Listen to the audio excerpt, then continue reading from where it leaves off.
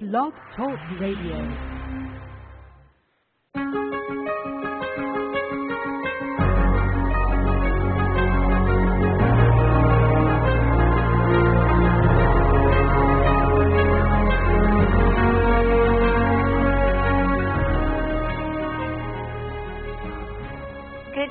Everyone, this is Karen Curry with Prosperity Radio and the Prosperity Revolution, welcoming you to a leading-edge conversation with one of our beautiful and abundant guests tonight. Tonight my guest is going to be Fran Russo, who is an incredible, I always want to call you a shaman, Fran, but I almost want to call you a shawoman. Call me Fran, that works. I'll just call you Fran, that'll work. Okay, that works. But before we get rolling talking with Fran, I just want to remind you guys, if you visit theprosperityrevolution.com, you can download your free 90-day Prosperity Revolution program to get you started on creating the prosperity you deserve in your life today. So check it out. We've all of our Blog Talk Radio shows are also archived on that page, so go back and check out some of the amazing people we've had on the show. I am always excited and always blessed because I have had the great fortune of attracting some of the most incredible people onto Prosperity Radio. And every week I get excited about who I get to bring on. And this week's just sort of special for me. Every once in a while I come across this person, a person who really touches my soul in a very unique and a very powerful way, both on a personal level and on an informational level. And Fran Russo is just one of these people. She is the tallest short person you'll ever meet. She's about 4'11", and you think you've stepped into the aura of a giant when you see Fran. She is an Italian-Peruvian shaman who loves spaghetti. Absolutely. And I had the great pleasure of meeting Fran a year ago through my dear friend Myra Findell, and I actually had a reading. Now, you don't know this, Fran, but I don't let people read me very often. Most because I'm actually not that easy to read, and I am, in spite of the fact that I worked for many years as a psychic myself and as a medium, I'm probably the most skeptical person you can come across. And so, I trust Myra implicitly. So when Myra dragged me over to you, yes, I sat down in that chair. I was going, oh, yeah, here we go again. She's going to pull out the feathers and the rattles, and I'll be all voodoo-ized, and I can go back to my booth and get something done. Okay. Yeah. Understood. I sat down across from this powerful little tiny giant woman, and she stripped me naked right in the middle of this event. I'm sitting in a chair under this tent with 500,000 people seemingly walking by, and I'm going, oh, how did you know? So really, Fran, you have an incredible. I want to say it's a gift, but I don't want to call it a gift because although I know there are gifts involved. You've worked very hard, and you're a master of the skills that you have, and you do an incredible job of sharing those skills. You are, traditionally we call you a curandera, yes. And you are trained in the tradition of Peruvian shaman. You are a corporate business person. Yes. You are, you have been initiated into the ways of the Inca, the North Coast, the jungle shaman. And, you're considered to be a bridge to the ancient ones of light. You are a guide. You are a teacher. You are a seer. You are a seeker. You are a knower, and you're incredibly wise. And it is my pleasure, my honor to have you here tonight on the show. So, woohoo. Well, it's my honor to be here. Good. To work with you. As far as the high things, when you're around a mountain long enough, it has to take on the embodiment of that, and that's what's happened. The Andes go up to 23,000 feet, and if you hang out with those guys long enough, you kind of gain it. So you're not really standing next to that short little woman. You're standing next to maybe Apu Alsangate or one of the big mountains up there. In truth. Yeah. Well, and that's a big part of your story that you actually are sharing in your new book that you're getting ready to publish. Hopefully we're going to press in May or June, or maybe, well, May or June, because May starts next week. Please. So you have actually written a book, which I have the great honor of publishing, about your experience with the mountains in Peru and your journey into embracing your Peruvian heritage, which is kind of funny funny if we look at this from a third-dimensional perspective. Okay, the story of Fran. Fran's an Italian. Russo is an Italian name, right? Well, my birth name is Longo. I am of an Italian-Spanish heritage. But, if I can say this, Karen, we actually all have two heritages, and that is of our physical lineage, the one we're born into, and there's also that of spirit. And as you become more conscious and you become aware of beyond just the physical, you become aware of that spirit heritage. As you become more awake, you begin to take on more and more of that spirit heritage. And that's actually what's happened. When I first went to Peru, the very first time, Karen, as the plane was touching down in Lima, tears cascaded down my face, and there was such a feeling of exalted joy. We're home. And that's what spirit heritage is you know it beyond whatever your physical lineage is, which you should always honor, but beyond that, when you really know of your spirit heritage, that perhaps that piece of your life, that side of your life that has always felt missing, that maybe you never felt part of that physical heritage, this completes that. Now you know who you are. Now you know why it is, maybe if you're born into, let's say, German heritage, why so much of the Japanese fills your heart. Now you know why. Because this is the heritage through spirit. That's what I found out. That's what I knew when this first showed up in my life, and I said, okay, now I know where home is. Well, now walk us through this journey, because you weren't always a shaman. I mean, you used to be like just a regular short person. How did this start? Well, I have to, let me say this, is that you're either shaman or you're not. This is not something you can take a course and learn to be. You either are or you're not. Being shaman is nothing more than meaning one who sees, one who guides. So it's not like the top of the ladder. It's not like the exalted thing to be. It just simply is that you are perhaps more consciously in service, but that's about all it means. So you either are or you're not. So you're born into this life with the heritage of shaman, that being who and what you are, but you may not be conscious of it. As you go through life, you walk down different paths, you come across teachers, etc., and you begin to wake up, you start realizing, maybe there's something more to me than what I was given to believe. And when you strip away the roles and the agreements you made, and you have a look at yourself truly, then you can see that. And you can do it without ego, because there's no ego. Because the other side of that, if there's ego involved, then it's a step into sorcery, and that's a whole nother topic.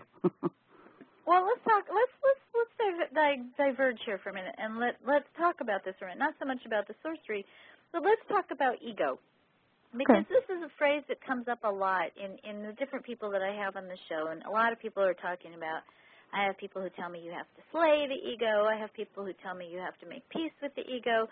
I'm kind of going, okay, well, let's start first by defining what the heck is this ego thing. And let's start there, and then let me hear your when you say, it's not about ego, talk to me a little bit more about what that means, because I know that a lot of my listeners are really looking for an authentic path, and they're not wanting to be stuck in what some of us call ego, or they're not wanting to be stuck in their stories, or even I see a lot of my clients, they don't even feel called to be, or maybe they're not even called, but to awaken their consciousness of their shaman heritage without it being inauthentic in any way. They're not getting anything out of it. They're just doing it because it is a true calling in their heart. So how do you define ego, and how do you move past it so that your journey becomes more authentic? Well, ego is a necessary part of the construct of being human. The ego helps you to have a good grip on who you are. It keeps you healthy, okay? The arrogance, only when it crosses over into arrogance is when it becomes no longer your friend. It then is an adversary. That is to say that when someone who it feels everything's about, it's all about me, it's all about power, that's the adversarial aspect of ego. If one realizes ego helps me to realize who I am, then you're walking in alignment and using a Quechua term here, Aini, which means perfect relationship or perfect balance. When you are in Aini with ego, with self, then you are truly able to walk cleanly and clearly in the world with a good sense of self without the arrogance. That's what I've come to know what that means. So would you then, would you then call ego that which sort of creates this identity that gives us this sense of separation from all that is, so to speak? It can. It certainly can. If one fills that ego with beliefs, with the need for power, the need for, look at me, see who I am a whatever, then that's when ego no longer is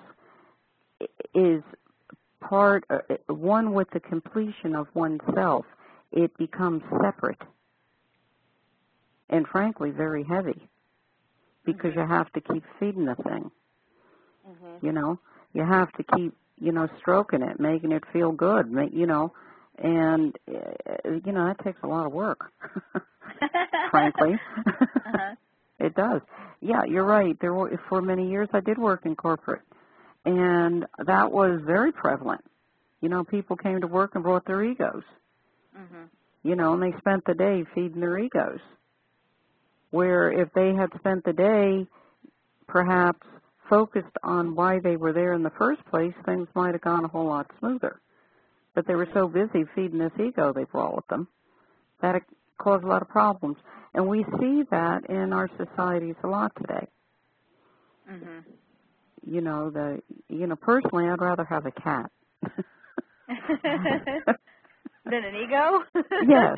It's that kind of an ego, yes. It's easier. So, ego is a necessary thing, just like anger is. But it is what you do with it. Are you coming from within to without, or without to within? Without to within is believing the external of who and what you are. If you're coming from within, then that is the core, that which is one with the light. And that is what, when we go from the energetic, the light itself, and we walk through life with that, we're being guided from moment to moment. And in that way we can know in the present what is and what isn't. if we're going from the without to within, and we have to filter it through any kind of construct, ego or whatever else, becomes very difficult, very complicated. Mm-hmm. So, okay, so let's go back again, because this is such a great story, because I know a lot of people right now are really transitioning into more authenticity, and they're looking for, how do I let go of what I should be doing, what I'm trained to do? How do I, when I get that, poking from that inner shaman, how do I go from point A to point B? How do I set myself free? And tell us first, before you tell us how to do that, what was your journey? How did you wake up one day and go, to heck with this corporate lifestyle, I'm a shaman? Well, the term never really even showed up until sometime later. Really? And it was almost like an aside. Truthfully, I heard the term, I said, you know what? Okay, fine. And, kind of put it in the bag and kept moving. Because it just simply is part of a descriptor. That's really all it is. All of my life, I have always I've always seen what others haven't, known and didn't know that's what I was doing. I was gifted with a grandmother who saw in her little 3-year-old granddaughter gifts. And through games that she devised, she helped me to realize that it's okay to be who I am. So by 10, I was working in astrology and reading cards. A lot of it was just finding a path, walking down it, acknowledging what was there, and coming out and walking down other paths, until one day I said pretty much, okay, if I truly am a vessel for your work, and this was to the light, show me how to do this, show me where to do it, put me in coach, ready to play.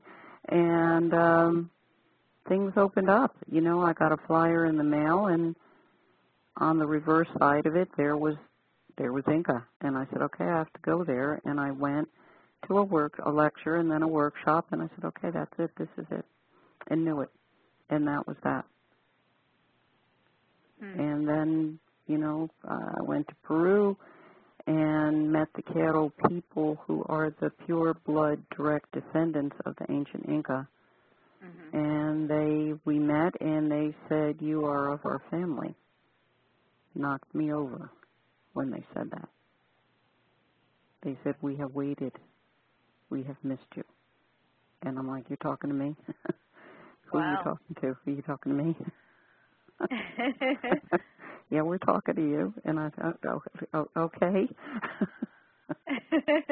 And they're wonderful people. They're beautiful. They're pure love, pure munai in the Quechua, which means essential love. They absolutely are. Wow. So that's pretty much how it just kind of, it just happened that way. There was no thought really in it. It doesn't matter if this feels right or comfortable or safe. This is what I have to do, whatever it takes, unconditionally. And that's what happened. Wow. It's just getting out of your own way. And no, I don't imply that it's easy, but it is necessary if one is truly wanting to be authentic. If they can be that honest with themselves and say, what's in front of me is nothing external, it's only me. I have to get out of my own way. So, okay, so you went down, you saw Inca, you got on the plane, you go to Peru, you find these ancient Peruvian descendants, they say, you're one of us. Now what? Well then, I don't know that we have enough time. Truthfully. It wherever you're led. I mean, wherever I was led after that, I do bring groups into Peru to work in sacred ceremony, from high in the Andes to deep in the Amazon, where I did live for about 2 months. And, you know, each journey that happens, whether it's with a group or if I go by myself, is the very first time I've ever been there. It's that life creating from moment to moment. There's no script for this. There's no guidelines. There's no, you have to do it this way. Just show up, basically. Listen, step in, and show up. That's it.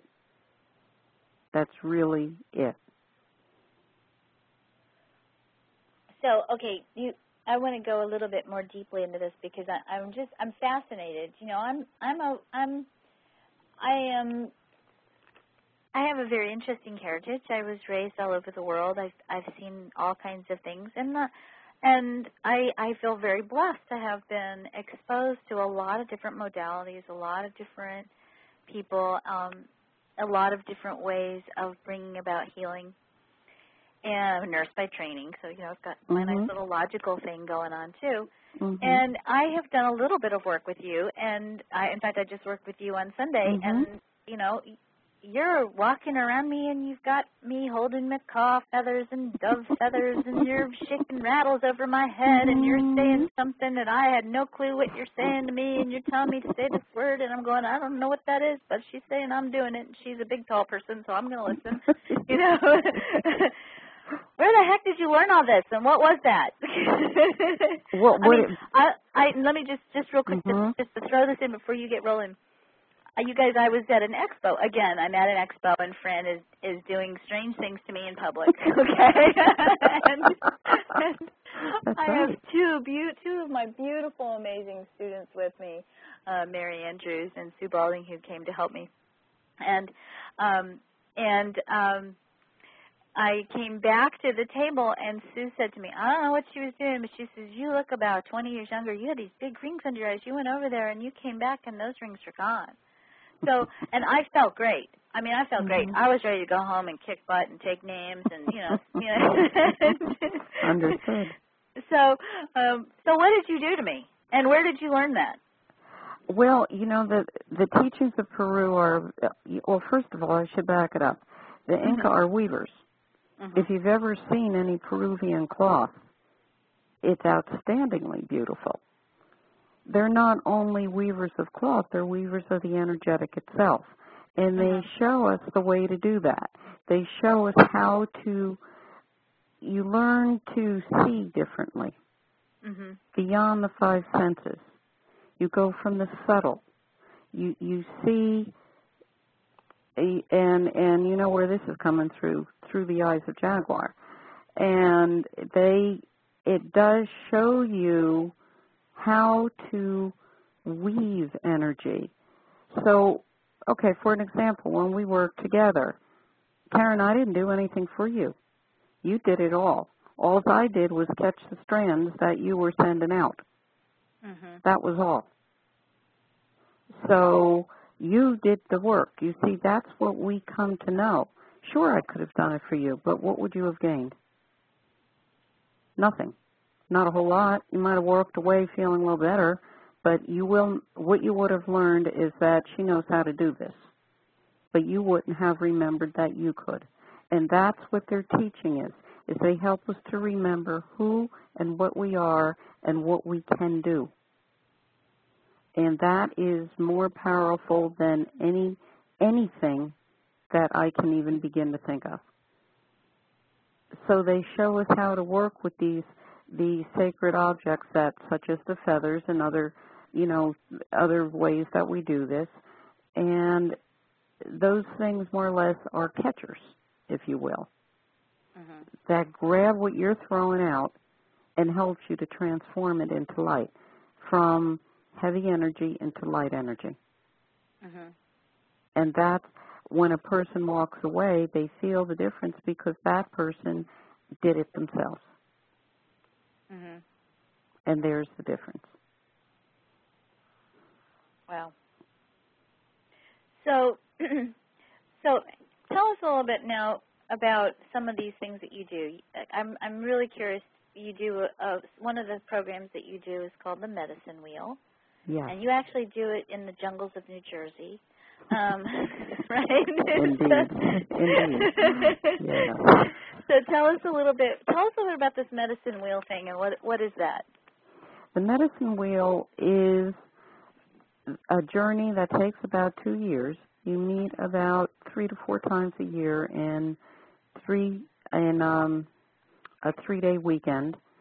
And what you do is it helps you to go into the center of the core of your being with this body of knowledge, these teachings of Peru, to go deep within yourself and to take all that clutter, all that untransformed light, all that baggage, and bring it out and transform it into light, but into ways that you can use in your everyday working life. Mm-hmm. Every day. In every simple way, from when you get out of the bed in the morning to fall over the cat, you get better at the grumbling. It's less toxic. Mm-hmm. You get better at being human. So this wheel starts in what we call the energetic south, where you see your past in one whole piece and shed it in one whole piece. Mm-hmm. And we move through then to the southwest and the west, all the way through to the southeast. So in each corner of the wheel, you have a real actual opportunity to take some aspect of your core and clean it up, clear it up, make sense of it, so that you walk away with something that is no longer heavy when you leave on that Sunday. So when you complete the wheel, you have completed yourself. I guess to a certain extent it would be like the Aborigines would call this a walkabout, only you do it energetically. Mm-hmm. And that's what the wheel does. And I really do encourage everyone to take the wheel. I've seen things, Karen, people bringing in so much energetic baggage, and in the strength of one weekend, another person leaves on Sunday. A completely another person. It's truly amazing. Magic is alive and well in the world. Absolutely. This is true. Mm-hmm. Wow. Yeah. Now, you have a medicine wheel that starts next Thursday. May 1. Right. May 1, so that's Thursday. Mm-hmm. Right? Yes, and if anyone listening does feel like, okay, that's what I've been looking for, I can certainly give the name of the person who does the registration and a phone number, and she would be more than happy to help you out if I can do that. So, okay, so let me do this. I'm on the chat room, you guys. I'm going to post your website, yes. but you're going to help me because I have a difficult time spelling your website. It's AYLLUSUYA.com, correct? No, YU. AYLLUSUYU. Yep. .com. Okay. It's okay. Ayusuyu, which in the Quechua language loosely translate to the region of communities together. Okay. Interesting, the word IU means community. IU. Is that not what community is? IU. And that is the Quechua word.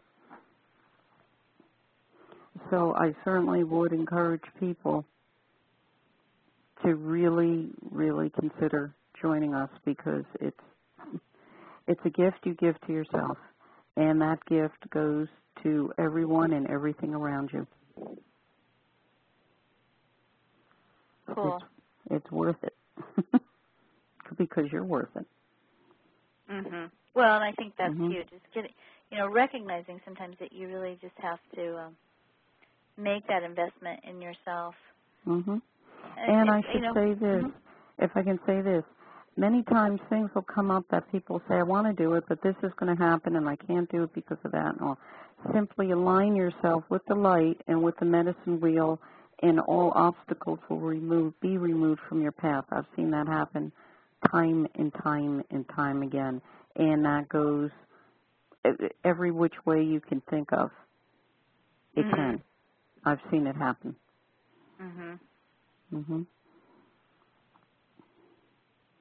Cool.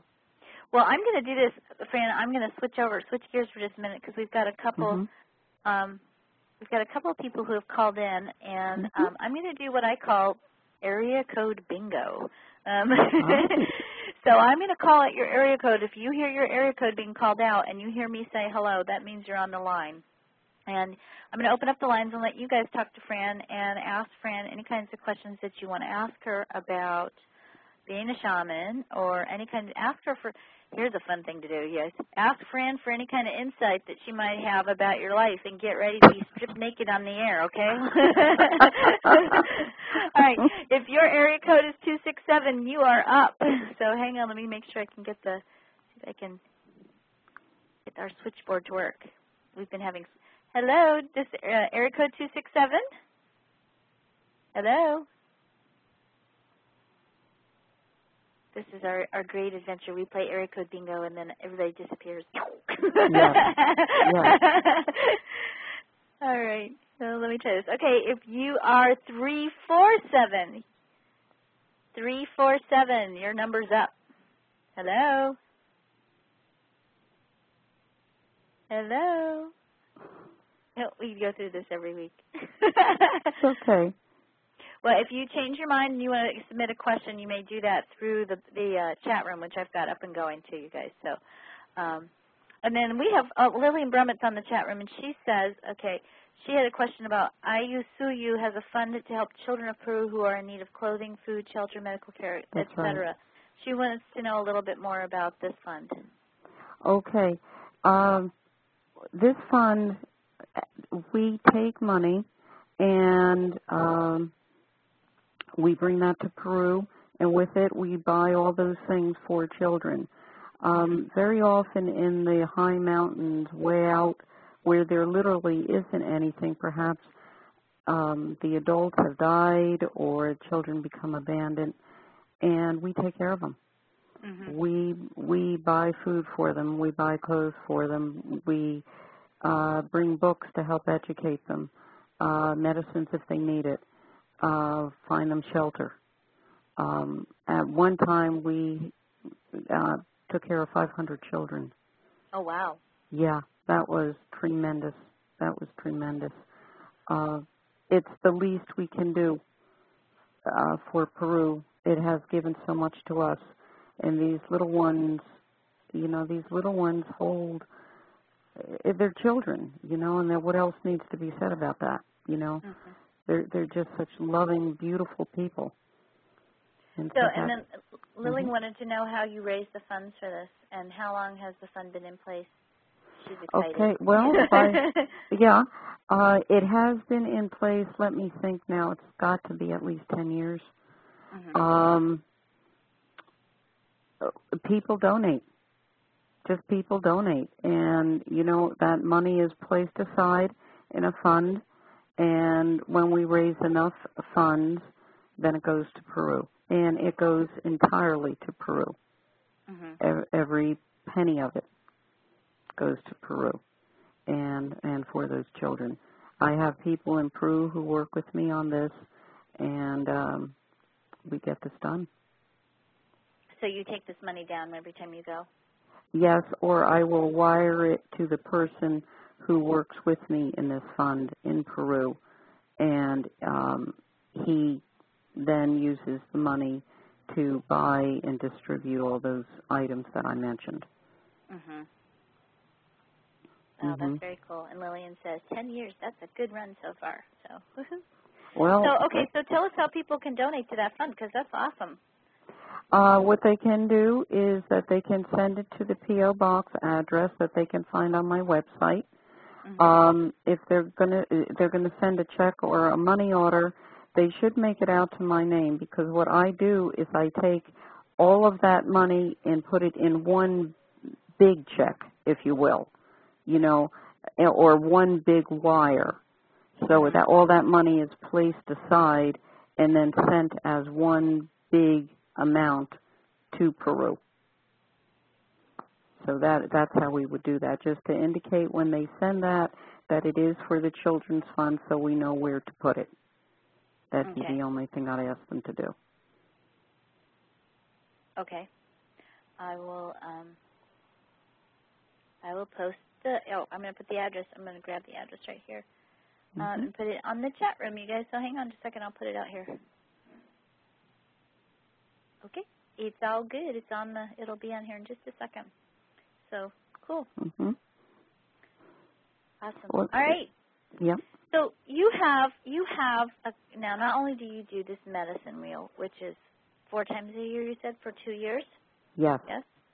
Okay. You then also do journeys to Peru and to the mountains, right?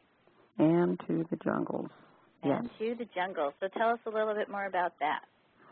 Okay. Well, we do have a journey into Peru in May, the end of May. It is, I'm calling it the Sacred Feminine. That is because we are going to, the first part of that journey is for women. Men can join the journey on June 1 and go with us to the mountain Salcantay. But before that, we are going to be traveling with Doña Bernardina, who is one of the Quero women, and we're going to be going to the Sacred Feminine sites in Peru. Quilero Mioc, Rachi are to just 2 of the places we will go, and we are going to work with that deep, sacred, primal, feminine essence that many women have forgotten. And these places wake it up. And then on June 1, when the men come, all of us together will go to the mountain Salcantay, the Wild Woman. And we're going to camp up there. It takes 3 days to get up there by horses. And it is absolutely tremendous. She goes within you and wakes you up and lets you delight, exalt in the feminine, the perfect balance of the feminine and the masculine. So you come away awake and alive. Tremendous mountain. And truly a mountain that is one that I am particularly close to and with. She's tremendous. Now, our second journey of this year is going to be in September. We're going to the Amazon, and then we're going to Machu Picchu. The first part of that will be actually camping, where there'll be time in the lodge itself. It's a beautiful lodge, about an hour and a half downriver, set right deep in the jungle. Beautiful, beautiful place. We're going to stay there a few nights, but for the most part, that one's going to be actually camping through the jungle itself. Going to the Macaw Clay Lick and working with that energy, working with a jungle shaman, and then coming back to the lodge, taking a shower.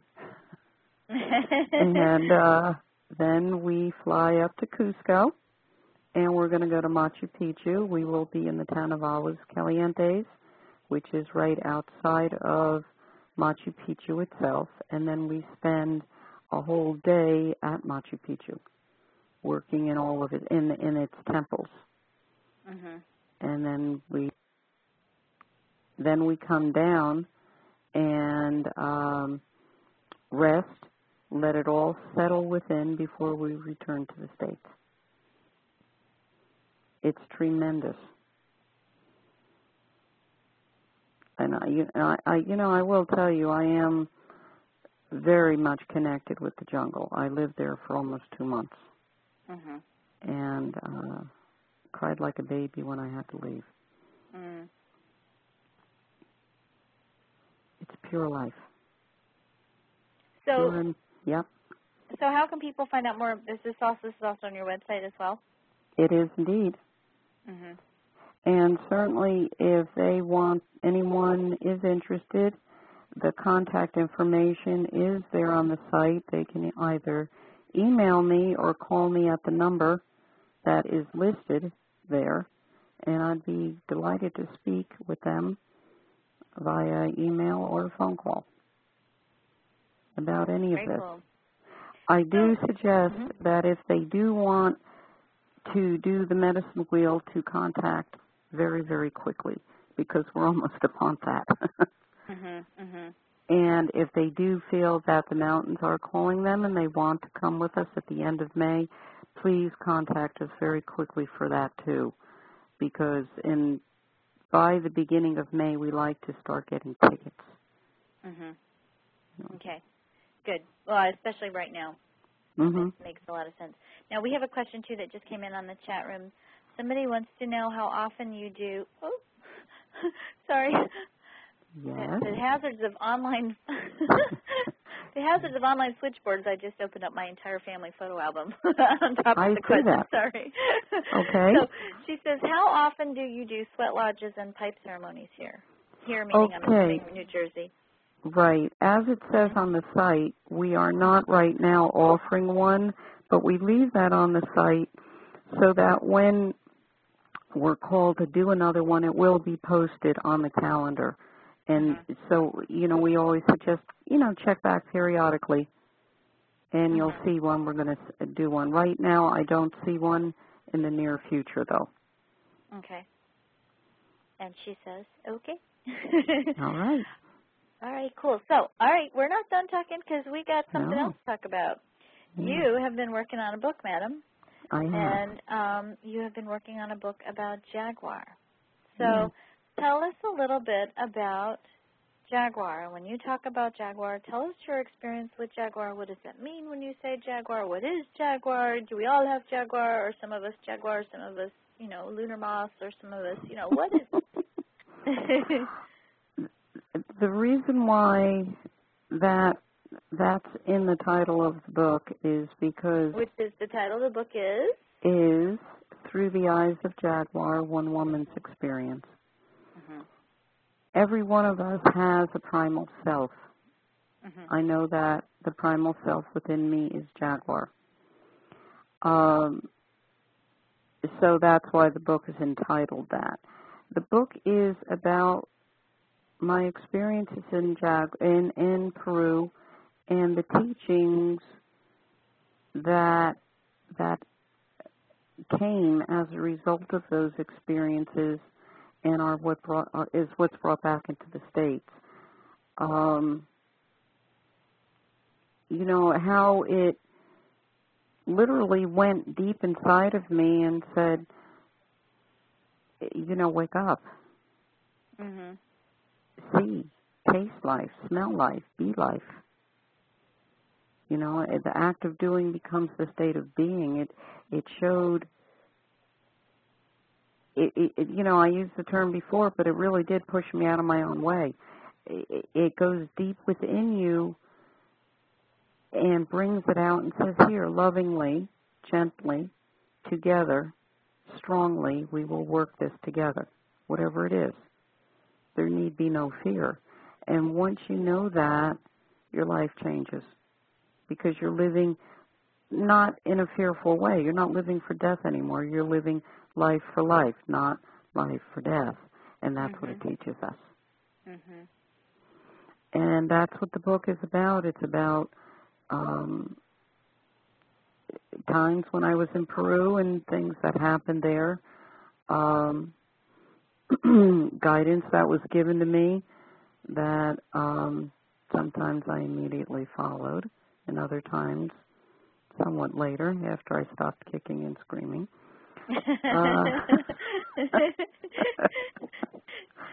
Somebody asked me recently, do you listen to your guys? I said, no, I fight with them. Sometimes, yes. Sometimes, yes. Sometimes it's like, okay, I know I'm going to do this, but not right now, okay? But truthfully, seriously, you do know when it is this is something that is right now. Mm-hmm.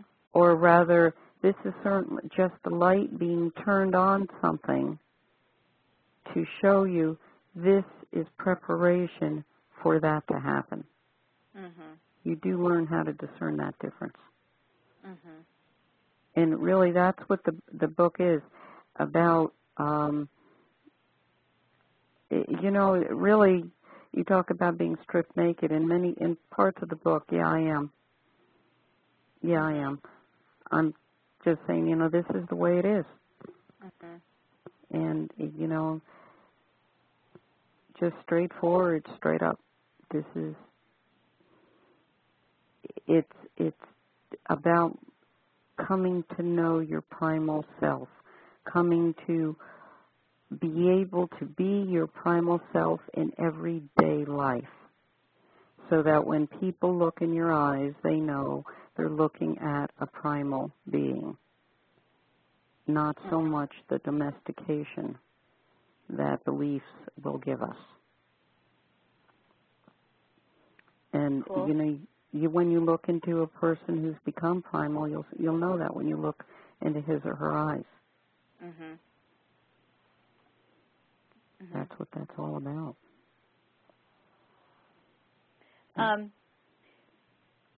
Then people are asking, are you going to have this book as a hard copy and an ebook or an ebook? And I told them that you will have a hard copy coming out. But I'm thinking we might at some point be interested in making it accessible for people who are super eager to get their hands on this thing. So it's sort of up to you how you want to do that. But just to let you know, people are wanting it. So very wonderful. I am delighted to hear that.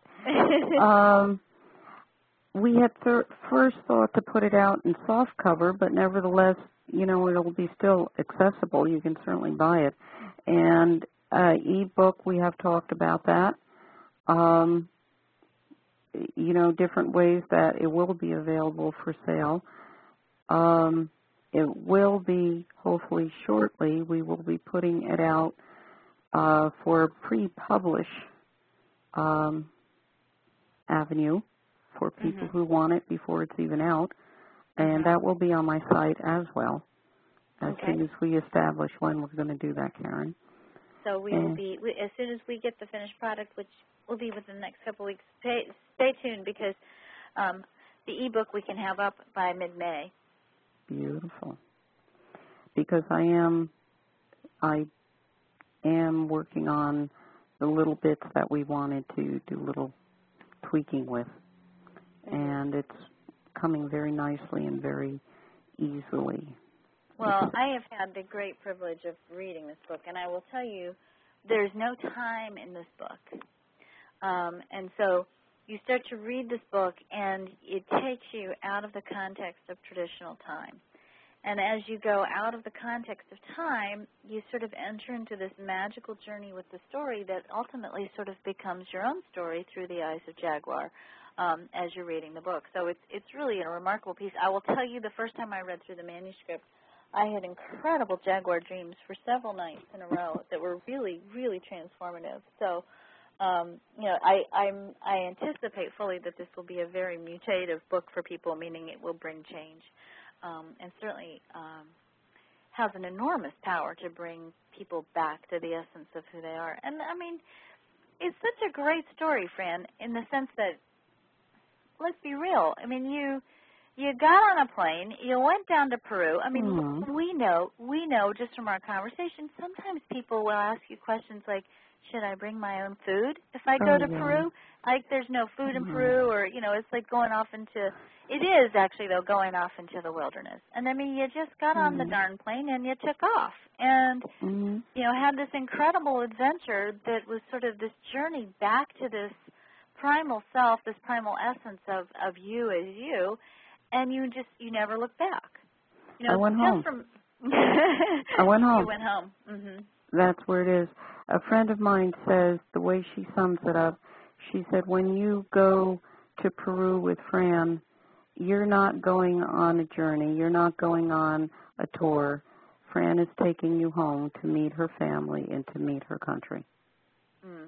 And I never thought of it that way, but she could be right. She could actually be right. Very cool. It's a tremendous place. Like I said before, magic is alive and well in the world, and I can tell you that it is in Peru. It absolutely is. So, okay, hang on. I'm going to try to play phone roulette again. So let's see if we can get this worked. Let's go. If your area code is 303, I'm clicking on you. Hello? Hello? 303. 303, hello. Hello, how are you? That's you. Do you have a question for Fran? Hi there. I am listening to this with great anticipation for my significant other. Ah. And she's at a meeting tonight and couldn't be here. So I'll be reiterating this to her when she gets home. Oh, good. Are you taking good notes? Fascinated by the scope of what you guys are doing. Well, I honor you for being such an amazing partner that you would open your heart and your mind to sit and listen for your beloved and to give her the information that she is seeking. What a beautiful thing that is. Indeed, and for yourself as well. Thank you. Well, I'm delighted. Is there something I can answer for you or help you to come to know? No, it's just nice to meet you. Same here. Awesome. Well, cool. Thank you so much, Mr. 303. Hang on just a second. Okay. All right, if your area code is 732, this is for you. So, 732. It's Mary. Hi, Mary. Hi. Hi. Hey. I called in because I couldn't sit at the computer anymore, so I really was just going to listen, but hi. Hi there. I said, I can't sit. I need to walk around, so I'm going to dial in. Oh, my goodness. Yeah. Well, I'm really fascinated with this primal thing. Oh, yeah. Yeah. The Jaguar. Now, I had a reading with Pat, I think was her name. Yes. I don't think this is my primal animal, but she said I was a llama. Well, maybe you are. That's a wonderful thing. Is the it? llama, Okay. Sure. The llama is the sacred animal of Peru. The llama gives all of itself knowing that it will never be used up. It gives warmth. It gives substance. It gives love. It gives everything that one could ever need or want in life. That's you, Mary. Oh, that's beautiful. That's not how Pat described it, though. I like your version better. She said it looks goofy, but it's actually very useful. Well, I have to say it does look goofy. It does. And I said, you're really lucky I have a healthy sense of self-esteem. Well, it has beautiful eyes. Does that help? Absolutely. Mary, you're not goofy. You're beautiful. Absolutely. That's for sure. Thank you. This is so fun. This is great. I think I'm in the preparation stage because as you're talking, I'm like seeing myself through the mountains of Peru. Beautiful. Yeah. You can come with us, Mary. Yeah, I'm preparing though. All right. Well, maybe start through the medicine wheel and you'll come up the mountains that way. There's many paths up to the mountains, Awesome. Yeah. Very cool. Very cool. Yay, I'm so glad I got to talk to you, Mary. Yes. All right, hang on. I'm getting lucky here. I've got 2 for 2 now. Hold on. All right, thanks for joining us, Mary. Okay, good night, guys. Thank you. Good night. All right, 267, your number's up. Hello? 267. I swear we've done 267 before. We did. And it didn't work then either. It's a great number. 2 plus 6, Mm-hmm. 8 plus 7, 15, 6, number of fate. Okay. Mm-hmm. So, Yeah. all right. So somebody has sent in a question. She says, Fran often speaks of showing up. Can she please expound on this showing up and how we get clear to do just that? And also, if she has just one technique she can take away with us for alignment. And this same gal says, hi, I'm 267, but my question's on the chat. Okay, well, great.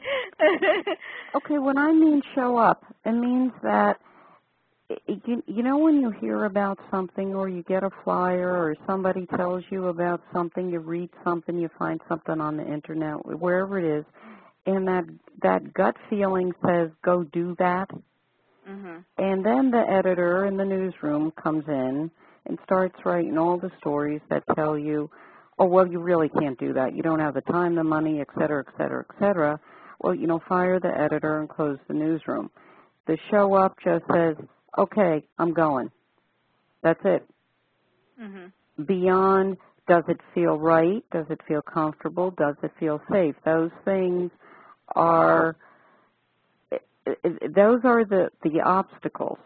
Just simply that first gut feeling that says, go, do it. That's it. Mm-hmm. Then just act on that. That is the showing up. In other words, the guidance, the energetic guidance is go do it. Now you become the physical legs by manifesting it, by showing up, by signing up, by registering, by making the phone call, by doing the physical action that manifests that energetic guidance in the physical world. That's what that means. The alignment comes is that simply every day, any moment actually, if there's a confusion coming, just simply drop into your center. Just imagine that you have a beam of light running through you. That beam of light is connected through this beautiful prism ball in your belly. Go into that prism ball, ground yourself in the Pachamama, the Mother Earth, and in that way you are one again with the light. And that is the alignment. In that place you can simply say, show me. And in that show me, that's where you know, yes, I do a thing, no, I don't do a thing. If I do a thing, I know how to do it. In other words, it takes away the heavy thinking that can confuse and confound a person. Mm-hmm. And that's really the best I can say there. And it's so instinctual. Children do this all the time. Animals do this all the time. We as adults have been conditioned to think otherwise.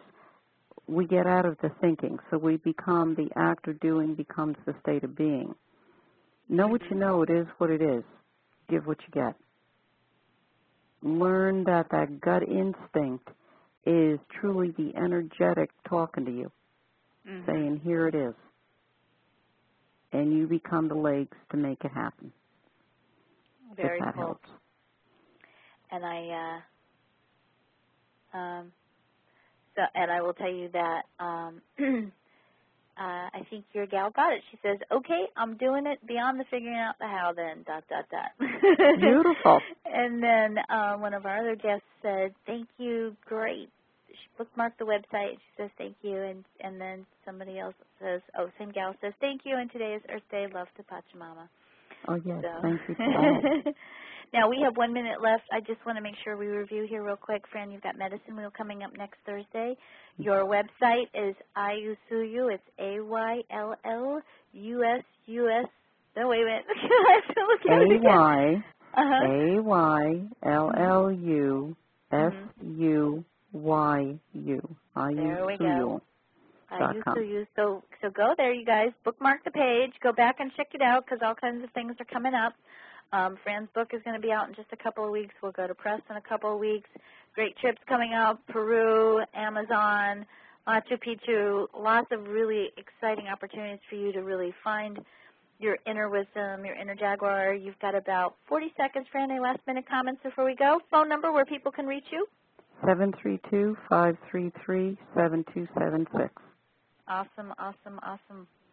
Thank you so much for being here tonight. It's always a great pleasure, and Yes. I honor you for being here and express my deep gratitude for you sharing your wisdom with us tonight and for being here for all of us to listen and learn and grow from. Thank you so much, Fran. And you guys, Prosperity Radio, next week we have Lynn Hoft and Vivian Hildebrandt talking to us about their new Master Your Mindset series, which I'm going to be one of the guests on their show soon. And got to see them. They're awesome. They're totally fun. They're like the little sparkly old witches in the the Wrinkle in Time. Until then, next week, you guys go forth and prosper. Blog Talk Radio.